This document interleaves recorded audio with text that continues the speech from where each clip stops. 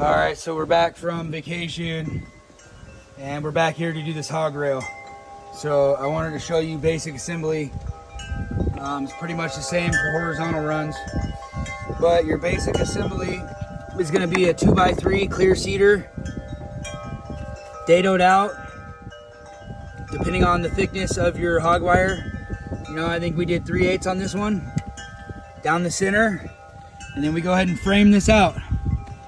And all I did was kept this about the width of the bottom rail off of the kick or the toe of the stairs, right?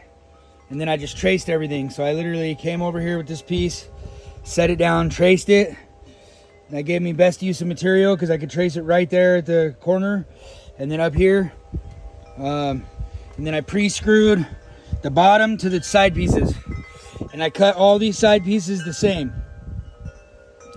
So then I pre-screw the bottom through there to the bottom of the side pieces, right?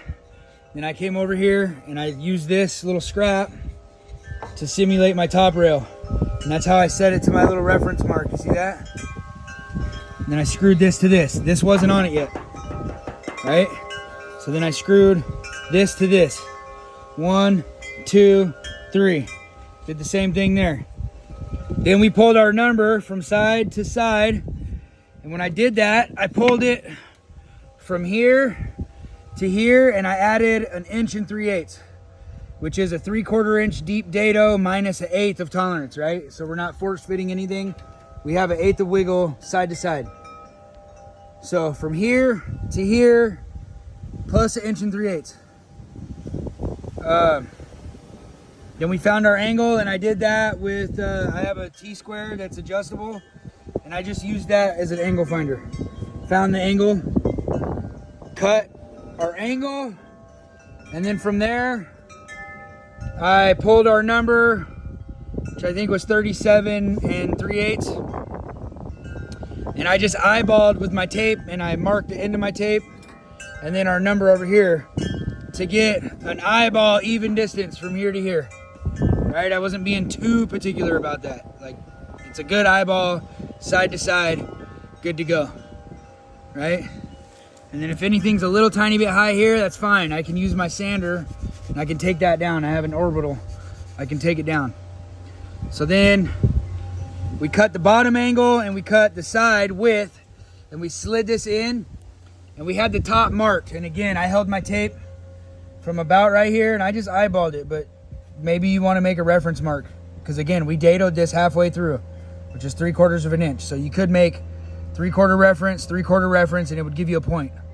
And then you could go up here, measure to that, and then add 3/4 of an inch. I just eyeballed it is what I did and added 3/4. Had that ready and marked.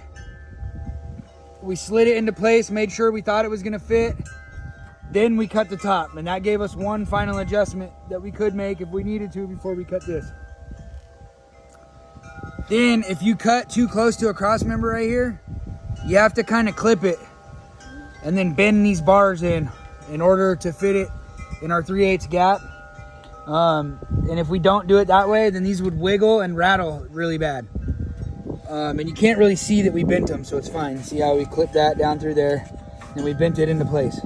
And it's not rattling, making noise, anything like that. It's in there firm, right? So there's some tips for you. Here's kind of what it looks like prior to, right? I have these pieces. Again, I use this for a flush, right?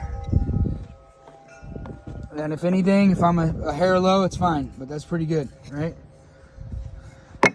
We eyeballed it side to side. Right, side to side, even this way, and then use that to flush us up this way because it's going to get a 2x6 top rail. So that's where we're at so far. And again, I just wanted to show you what was up and our progress here since we've been back from vacation, first day back, and we'll be done here today.